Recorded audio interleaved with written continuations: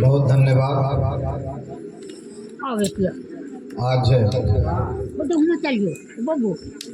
परसामा खुर्द में लक्ष्मी पूजा समिति द्वारा आयोजित एक शाम शहीदों के नाम, आज इस अवसर पर यहाँ पर उपस्थित हम लोग के पार्टी के राष्ट्रीय अध्यक्ष पिछड़ा अति पिछड़ा प्रकोष्ठ प्रोफेसर श्री राधे श्याम जी, हम लोग के पार्टी के संगठन के राष्ट्रीय सचिव श्री कौशलेंद्र प्रसाद जी, आदरणीय महेंद्र जी, श्री त्रिवेणी जी, गया बाबू, हम लोग के प्रवक्ता श्याम सुंदर सरन जी, भारतीय जनता पार्टी के प्रखंड अध्यक्ष आदरणीय सीताराम जी, अरविंद जी, अवधेश जी, संचालन कर रहे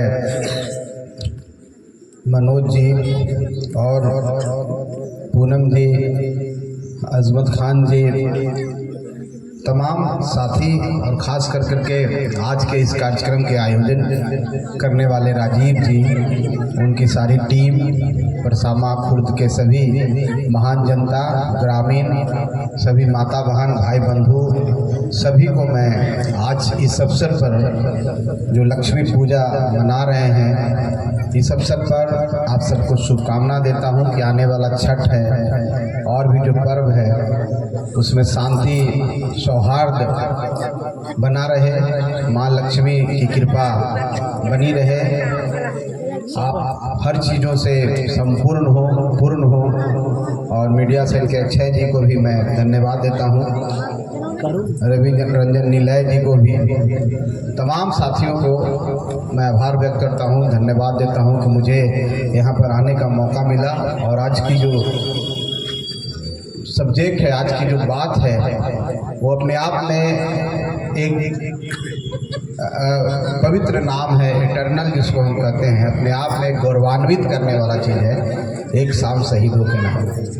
बहुत अच्छा चीज़ है, आप लोग दीपावली के बाद कम से कम शहीद को, जो हमारे देश की रक्षा के लिए, हमारी सरहदों को महफूज रखने के लिए, दुश्मन के साथ आँख में आँख डालकर सीने में गोलियां खाने वाले उन शहीदों को, उन वीर सपूतों को आप याद करते हैं, जो हमारे देश में आज़ादी में काम आए, आज़ादी दिलाए। और आज भी जैसा कि राधे श्याम जी बोल रहे हैं कि -45 और +45, सही बात है। हमारा देश एक ऐसा देश है जहाँ विभिन्न तरह की बोली है, विभिन्न तरह का पानी है, विभिन्न तरह का मौसम है, और अपने आप में अनुपम देश है, जहाँ की हम अगर हिमालय के ऊपर जाते हैं तो माइनस में टेम्परेचर, सियाचिन पर भी हमारे वीर जवान रहते हैं, वहाँ माइनस में टेम्परेचर रहता है, कितना हार्ड लाइफ जीते हैं, लेकिन देश की रक्षा में खड़े रहते हैं, मुस्तैद रहते हैं। अगर आप नीचे जाएं, श्रीलंका की तरफ जाएं, रामेश्वरम जाएं, मद्रास जाएं, चेन्नई जाएं, तो वहाँ पर मौसम एक तरह से ह्यूमिडिटी रहता है, जहाँ पर हमेशा गर्म रहता है। मध्य प्रदेश में जाएं तो मौसम बदलता रहता है, बिहार में गए तो एक हमारा देश अपने आप में एक अलग तरह का देश है, जहाँ की हर तरह की सभ्यता, हर तरह की संस्कृति अपने आप में संजोगे हुए हैं। हड़प्पा संस्कृति की बात करें, चाहे और भी ऋग्वेदिक पीरियड में जाएं, महाभारत हो, चाहे रामायण जिस काल में गुजरा है, हम संत मुनियों ऋषियों के संतान हैं। और यहाँ पर भारत में बहुत सारे आतताई लोग आए, अंग्रेज भी 200 साल राज किया, उससे पहले मुगल साम्राज्य था। एक अखंड भारत जो हमारा था, उस अखंड भारत की कल्पना हम आज के भी परिवेश में कर रहे हैं। अखंड भारत का मतलब आप सबको पता होगा कि अफगानिस्तान काबुल से उठाइए और जावा सुमात्रा तक जो आज हम भारत को देख रहे हैं, वो भारत हमारा नहीं है। वो अखंड भारत, उसको हम कैसे प्राप्त करेंगे, इस सब के लिए हम सबको शहीदों को अगर याद कर रहे हैं, नमन कर रहे हैं, तो अखंड भारत की परिकल्पना हमको, हमारे युवाओं को करना होगा। जो आज हमारे युवा अभी पढ़ रहे हैं, जो हमारे युवा अभी बड़े हो रहे हैं, उनको अपने देश पर गौरव करना चाहिए। ये ऐसा देश है जो दुनिया को लोकतंत्र सिखाया है, एक ऐसा देश है जो दुनिया को भाषा दिया है, एक ऐसा देश है जो दुनिया को जीरो दिया है, मैथमेटिक्स जिसको कहते हैं, दुनिया को एक नई पहचान, परिवार किसको कहते हैं, किस तरह से त्याग किसको कहते हैं, तप किसको कहते हैं, ये सारा चीज़ सिखाने वाला हमारा देश है। और हम बिहार में रहते हैं, बिहार विज्ञान और मोक्ष की धरती है। वैशाली हम आप सब लोग जानते होंगे, पहला गणराज्य है इस पूरे दुनिया में। जो हम डेमोक्रेटिक सेटअप है, समझिए कि हमारे के यहाँ से नालंदा के बारे में आप जानते होंगे। तो हमारा देश अपने आप में, हमारा राज्य भी अपने आप में इतिहास को, संस्कृति को और जो हमारी धरोहर है उसको समेटे हुए है। तो हमको इसको बचाने के लिए अपने शहीदों को याद करेंगे तो निश्चित तौर पर हमारे अंदर भी वो जज्बा आएगा, हमारे अंदर भी वो क्षमता आएगी और लगेगा कि हमारे देश के ही सपूत, हमारे देश के ही वीर सपूत ने अपना जीवन का बलिदान दे करके हमारे देश की रक्षा करते हैं और देश की आज़ादी में अपना जान न्यौछावर कर दिए हैं। हमें भी कुछ देश के लिए करना चाहिए और जिस दिन आप लोग इस तरह की बातों को सोच लेंगे, निश्चित तौर पर हमारा देश अखंड भारत होगा। जिस भारत की हम कल्पना हमें कर रहे हैं, जिस भारत को हमको प्राप्त करना है और फिर वही गौरव हमको पाना है। इसलिए आप सब यहाँ पर हैं, इस तरह के कार्यक्रम कर रहे हैं, आप सबको मैं शुभकामना देता हूँ और ख़ास करके अपने छोटे भाई अक्षय जी को भी शुभकामना और साधुवाद देता हूँ। उन्होंने जिस काम की ओर इशारा किया, आप निश्चिंत रहें।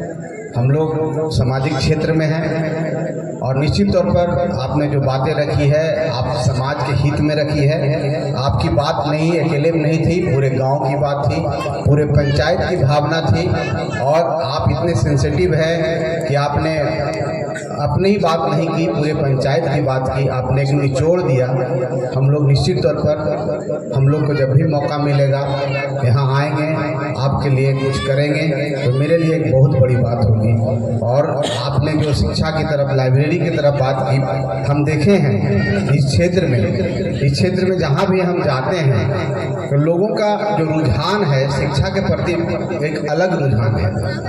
लोग का जो मांग होता है, बहुत जगह हम लोग जाते हैं, पूरे देश में घूमने का मौका मिला है, पूरे राज्य में कई एक जिला में घूमते हैं और मेरा एक्सपोजर यूनिसेफ से भी रहा है, हम साक्षरता में भी काम किए हैं। तो हम लोग हर जगह गए हैं, लोग की मांग भी देखे हैं, सामाजिक कार्यकर्ता के रूप में, राजनीतिक कार्यकर्ता के रूप में हमने देखा है। लेकिन यहाँ का इस मिट्टी की अजीब खुशबू है कि यहाँ पर लोग का डिमांड शिक्षा से ओतप्रोत रहता है, शिक्षा केंद्र रहता है, चाहे लाइब्रेरी हो, चाहे और भी चीज़ हो।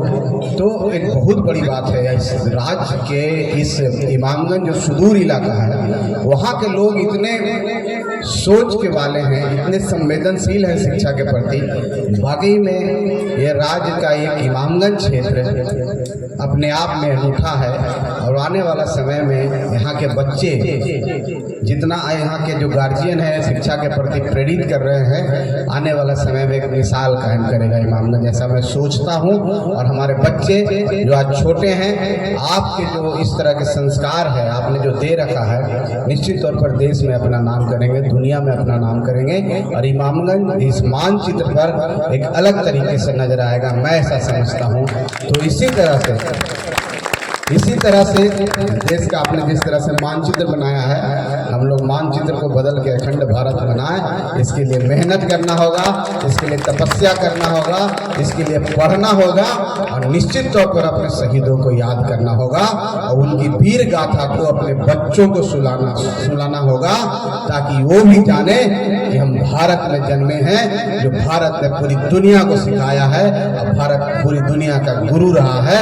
ये हमारा इतिहास है, हमारा धरोहर है, हमने संस्कृति सिखाई है, हमने कला सिखाया है, हमने ज्ञान दिया है और इसको जिस दिन बच्चे के दिमाग में आ जाएगा, निश्चित तौर पर सशक्त नागरिक होंगे, सशक्त भारत के सशक्त नागरिक होंगे।